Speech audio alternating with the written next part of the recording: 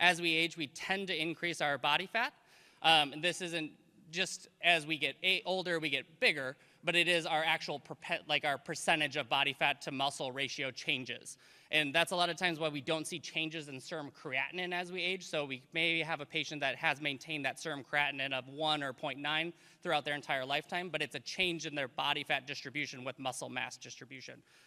So this can cause an issue with our highly lipophilic drugs, so things that have a very large volume of distribution. They can actually go into the tissue more and cause more issues in our older patients. And then medication elimination changes. So this, I think, most of us are probably familiar with. As we get older, our renal function does not stay the same as when we're younger. So if we have a 2-month-old, they tend to have a better renal system than our 98-year-old. And that's just based on the way that we age and our kidneys function. So as we think about our drug elimination constant, so we use a lot of times the Cockcroft-Gault equation for calculating out our renal function. Every year that we get older, we inherently decrease that number down by 1 every year. And so just based on surviving another year, our renal function decreases. So those are kind of some of the biggest changes that we see as we get older. So one of the ideas of how to make sure that we're selecting the appropriate patient population for some of the medications that we're going to use is there's what's called the Beers criteria. I hope most of you are probably familiar with this, but what it is really the American Geriatric Society has a criteria list that they put out for top medications. And what these medications are on this list for is they can be potentially inappropriate. So it's not that you can't ever use them, but what it is that there's certain scenarios where we want to avoid these medications if at all possible, or it makes us aware of the risk of these medications as we prescribe them. So the medication criteria that they use, there's 5 sections. It's based on age. It's based on people with certain health conditions that they utilize. So in the criteria, as you look, it'll actually give you the recommendation for why it's on the criteria and kind of explain that. And then kind of some of the harmful effects that some of these medications carry out, which we'll talk about a little bit later. And then some of the kidney effects and renal adjustments that we need to make. If we don't make those adjustments, it puts these medications in a higher risk category for causing harm. So that is a good reference, not only for antimicrobial use, but for any medication that we're prescribing, just so that we understand the risks that the medication that we're prescribing and are able to convey those risks to our patients so that we could monitor them appropriately, they can monitor themselves appropriately. So now that we have talked about the Beers criteria, what medications for antimicrobials are on it? So nitrofurantoin is specifically called out on the Beers criteria. It's called out specifically due to lack of efficacy and some of the side effects that it can cause when it's used long term in some of our patients that have poor renal function. So there's types of neurotoxicity and there's types of neuropathies that it can cause if we use it long term in our patients. So when we think about nitrofurantoin, we think about people that are on UTI prophylaxis long term for some of these indications that they have poor renal function. It really can cause some of these significant side effects to occur over the length of time. So something to think about when we're prescribing nitrofurantoin. Anti-infectives, so these are medications that are not on the Beers criteria, but they still carry significant risk. So not every medication that has a risk with it is going to be on our Beers criteria. It's just the specific medications that are called out. So when we think about fluoroquinolones, there's a black box warning for tendinitis, tendon rupture, especially in our elderly patients. And then sulfamethoxazole trimethoprim has an increased risk for hyperkalemia and acute kidney injury. And we're going to talk a little bit about that as we get into some of our treatments. So I wanted to walk through kind of some of the biggest infections that we see in our older patient populations and kind of go through those sequentially for us. Granted, this is a very large topic, so there's a lot of information to cover, so I'm going to move with brevity. But I do want to make sure that we touch on the topic, so please, at the end of each section, we have a wrap-up to remind, and then if at the end, please don't hesitate to ask questions as we go through. So urinary tract infections. So this is actually the most common indication for prescribed antibiotics in the United States. The biggest issue is we have inconsistent candidate selection. So from one practitioner to another, we may not always agree on what constitutes a UTI.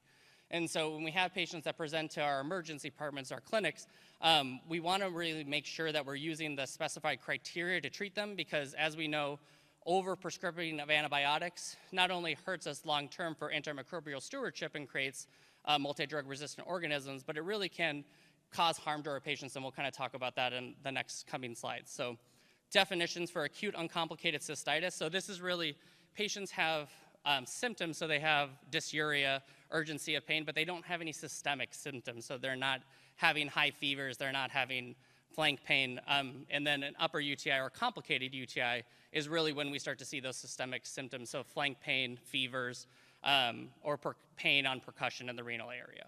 So most of the uncomplicated UTIs really, it's hard to make that diagnosis and treat everyone consistently the same. So what do we do to help us determine what is the treatment and how do we diagnose a UTI? So does the patient have symptoms? So this is the number one thing that we look for. So is the patient having pain on urination? Are they having any of those UTI symptoms? So asymptomatic bacteria we know goes up as we get older. So just in nature of being older, we do have more incidence of bacteria in the urine. So it's not always sterile. Just because there's bacteria in our urine doesn't mean the patient has a UTI.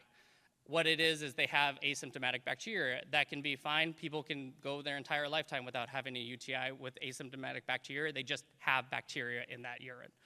So as we get older, we see that there's a 15% chance for women and men over 65, and then it goes up to 40 to 50% of our patients are gonna have bacteria in our urine as they get above 80. So it really is a high incidence where we're not just looking at do they have bacterial counts in our urine. What we really wanna see is do they have symptoms?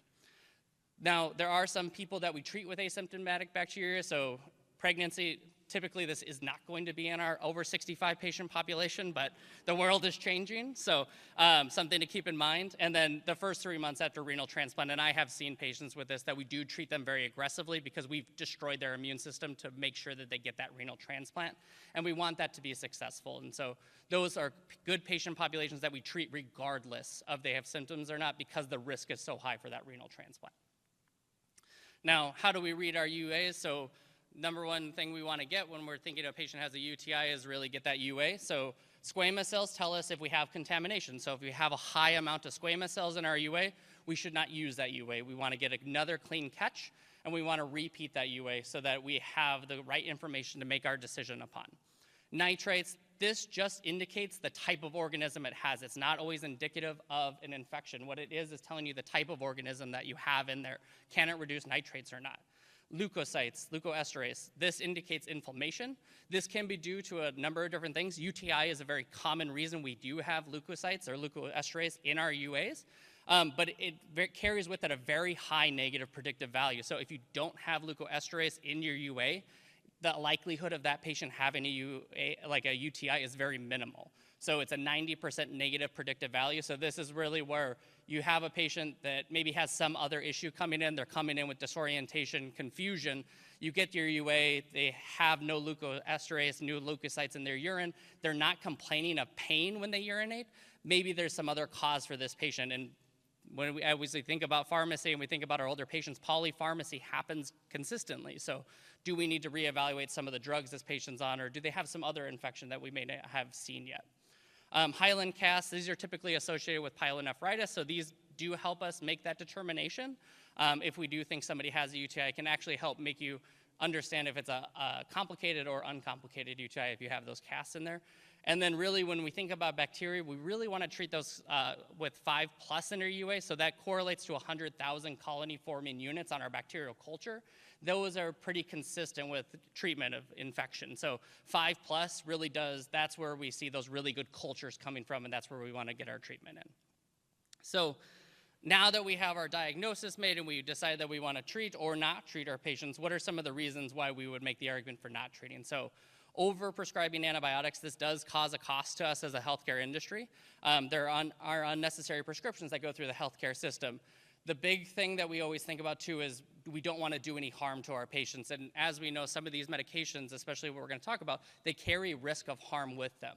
And so over-prescribing our antibiotics not only puts us in the future at a risk for antimicrobial stewardship, but it also can harm our patients here and now. It can increase our risk for Clostridium difficile or C. diff. That, as we know, can be detrimental and patients can lose entire colon segments and stuff. And so there is a mortality tied with that. And then, again, like I mentioned, resistant organism generation. So there is a good case to make for your patient if they're not showing true signs and symptoms of UTI to try and limit that antibiotic therapy. So how do we treat this? So if we made the determination our patient does have a UTI, how do we go about treating them? So the IDSA guidelines specify 4 main drugs, 3 of which are only available in the United States. I kind of included the last one just for completeness because that's what's included in the guidelines. But really our big 3 are gonna be sulfamethoxazole, trimethoprim or Bactrim, nitrofurantoin. This is either the monohydrate or the macrocrystals, which we're gonna talk about, and then fosfomycin. These are our mainstays of treatment. These are our first-line agents. It does not mean that you can't use another antibiotic, but these are really considered our first-line treatments based on efficacy and quality. Inpatient setting versus outpatient setting, there's no difference. For uncomplicated UTI, we use the same agents, we use the same algorithm. So if we make the selection for sulfamethoxazole, trimethoprim, what are some of the things that we need to consider? So we do adjust for renal function for sulfamethoxazole, trimethoprim, or Bactrim. This is actually a fairly high cutoff for our renal function, so we do want to make sure that we're really thinking about patients with creatinine clearances less than 50. We're making that adjustment and making sure that we have the appropriate dose for them. The trimethoprim component in Bactrim or sulfamethoxazole trimethoprim, which is a mouthful, so I'm going to try and start eliminating some more Bactrim, is a potassium-sparing diuretic. So this, if we think about our patients in UTIs, they may not be taking in the appropriate amount of fluids to start with. They may already be volume down. So having an increased potassium-sparing diuretic on board may further dehydrate them. So really making sure that they keep up with their fluids while we have them in treatment is important for our patients.